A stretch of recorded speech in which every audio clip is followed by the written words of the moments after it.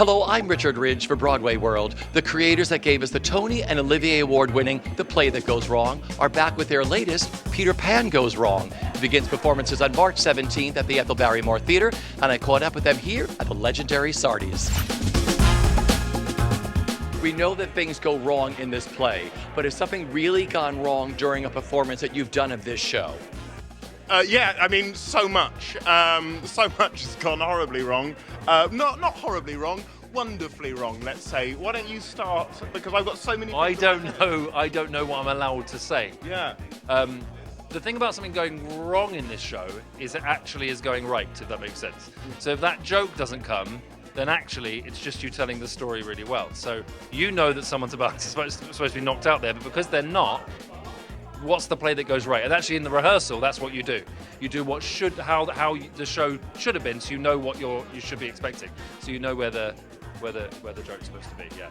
I think one time a door handle actually did come off, and so there was a bit of trying to enter and actually not being able to, it not being a joke. But the thing is, with these kind of plays, no one really notices. You just assume that it's part of it, so that's kind of great.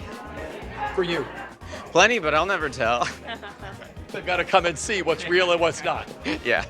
Peter Pan, I mean, there's, where do we start? I think this is okay to say, this was not on Broadway, but this was when we were touring.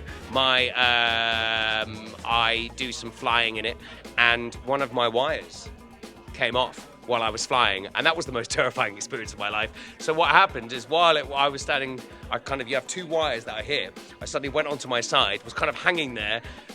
The people who were flying me panicked, so just dropped me because they were like, we don't know what to do, let go of me, and I landed on the set. I was perfectly fine, but my God, what a thrill. It's just not a roller coaster I asked to be on. You know? I would say actually, I don't know if I'm getting this right, but I think the first time they did it at Pleasance in London, I came to watch, and the very first show, there was a fire alarm just before it was about to start. And so everyone had to evacuate the theatre. But obviously the problem with doing a Goes Wrong show is that everyone just thinks it's a part of the show. Yeah. And I had this Play That Goes Wrong out here. I made my Broadway debut halfway through the show because Henry Shields got injured in Act 1.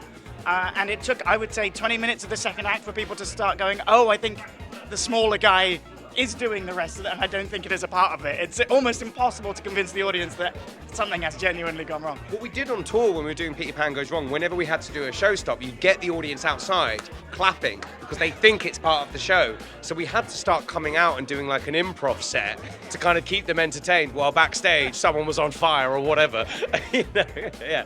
So much. The first time we ever did Peter Pan Goes Wrong, I broke my foot almost immediately in the first show. So I was out for like a month, and it was just doing really stupid dancing. I broke my foot, and I actually have a broken foot in that picture.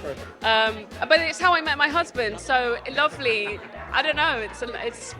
I won both ways. It's great. When we originally did it, we had a bit of a skeleton crew doing things for the first time. Our set was very looked great, but very jagged in nature. And me and the flymen were like, yeah, let's experiment. So my shins took a beating, and they're still scarred. I was like, yeah, sure. It's an extra joke where Peter Pan's tights are just matted with blood. Sure, that's okay. We won't be doing that this time. But yes, that. For me, I think mine happened off Broadway. The curtain decided it wanted to be a part of the show that night. It was one of the characters, one of the players, yep. And we literally couldn't do the show. So we had to pause the show, which never happens in the world of mischief. So that was particularly fun. There was a moment in the Play That Goes Wrong where the clock wanted to take center stage, and it wasn't its time.